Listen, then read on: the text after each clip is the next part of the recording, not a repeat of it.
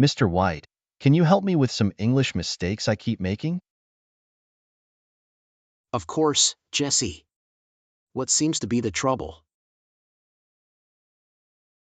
Well, first, I always say, today morning I woke up late. Is that correct? Ah, I see. The correct way to say that is this morning I woke up late. We use this morning instead of today morning. Got it, thanks. And what about this one? What's the difference? I said that yesterday. Good question. You should say, what's the difference, instead. Difference is the noun form you need. There, not the adjective different. Oh, that makes sense. Now, about meeting someone a while ago, should I say, I met John 2 years before?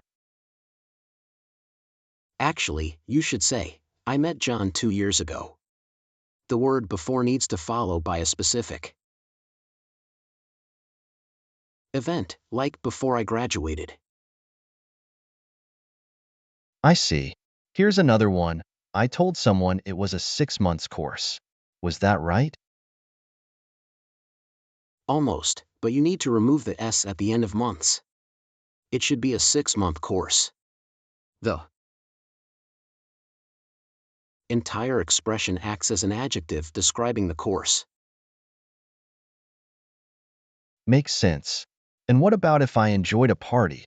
Is it correct to say, I really enjoyed? That's a common mistake. You should say, I really enjoyed myself.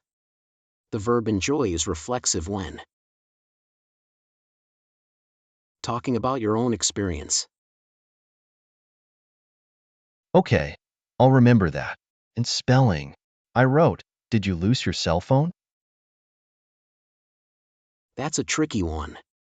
The correct spelling is lose for misplacing something, not loose, which means not tight. Ah, spelling gets me every time. Also, I said academic wrong. I think? Yes, the emphasis should be on the second syllable. It's pronounced academic, not academic. Got it. And finally, I said, I have a free time. That sounded wrong. You're right to question it. It should just be free time without the A, since time is an uncountable noun. Thank you, Mr. White. These corrections really help. You're welcome, Jesse. It's great to see you working hard on improving your English. Keep asking questions and practicing. I will, Mr. White. Thanks again. Anytime, Jesse. Enjoy your learning journey. Mr. White, I need help understanding how to talk about plans in English. I keep making mistakes. Of course, Jesse. It's common to mix up future tenses. Can you give me an example of what you're trying to say? Well, I wanted to say I will meet my friend later today. Ah, I see. When you have a definite plan like meeting a friend, it's better to use the present continuous. So, you should say, I am meeting my friend later today. Oh, that makes sense. It's because it's a plan we made earlier, right? Exactly. Now, let's tackle another common mistake. How would you tell someone about a movie you saw yesterday? I have seen that movie yesterday. Almost, but for events that happened at a specific time in the past, like yesterday, you should use the past simple tense. So, it would be, I saw that movie yesterday.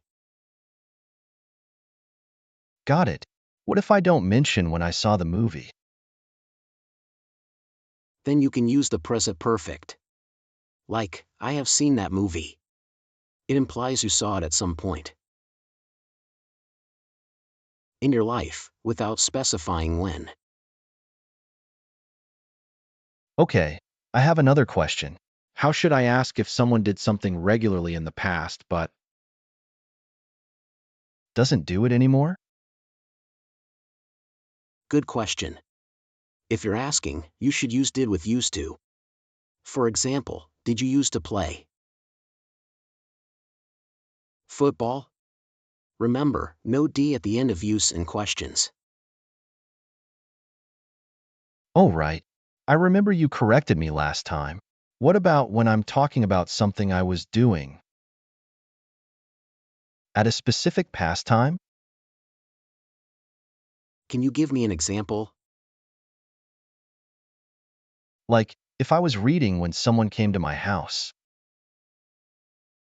Perfect example. You'd use the past perfect continuous since it shows an action that started before and continued up until another action.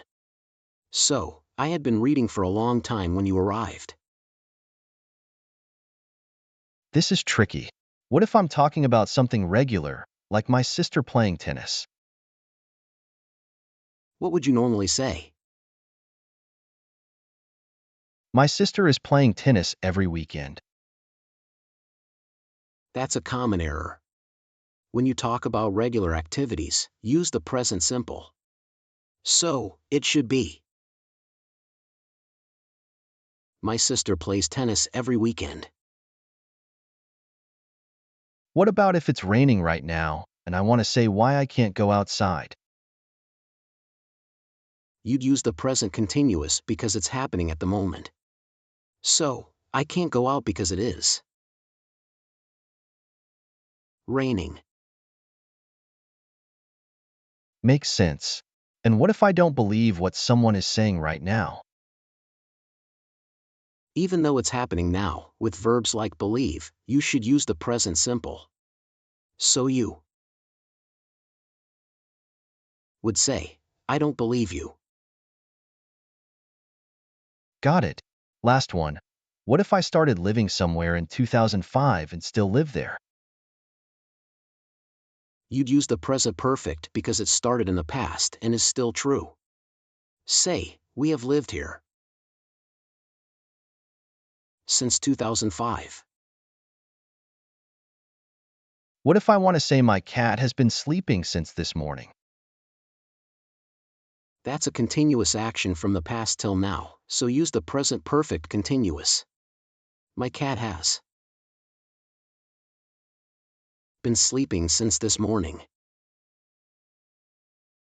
And if I'm talking about finishing my sandwich by the time someone arrives? That's future perfect because the action will be completed by that future time. I will have finished my sandwich when you arrive. This helps a lot, Mr. White. Thanks for making it clearer. You're welcome, Jesse. Mr. White, I always get confused with the verbs lay and lie. Could you help me understand them better? Of course, Jesse. This is a common area of confusion. The verb lay means to put something down, whereas lie means to recline or be in a horizontal position. Would you like an example? Yes, please. Alright, imagine you have a book. If you place the book on the table, you lay the book down. Now, if you're tired and want to rest on the sofa, you lie down. The tricky part comes with the past tense. Lay becomes laid, and lie becomes lay. Wait, so the past tense of lie is lay? That's confusing. Yes, it can be. Just remember, if you said yesterday, I lay down after school, you're using lay as The past tense of lie. What about making sentences negative? I get mixed up with haven't and don't have. That's another good point. If you're speaking in the simple present, you should use don't have to make a sentence negative. For example, I don't have a car. But if you're using the present perfect tense, like I have played tennis, the negative form would be I haven't played tennis. Okay, that makes sense. And what about suggest? I heard someone say, can you suggest me a good book? That sounds odd. Good catch, Jesse. The correct way to use suggest would be to say, can you suggest a good book to me? When using suggest, you don't suggest someone something directly, you suggest something to someone. Got it. And how about the verb describe? I think it's used the same way as suggest, right? Exactly, Jesse. You don't say, please describe me your vacation.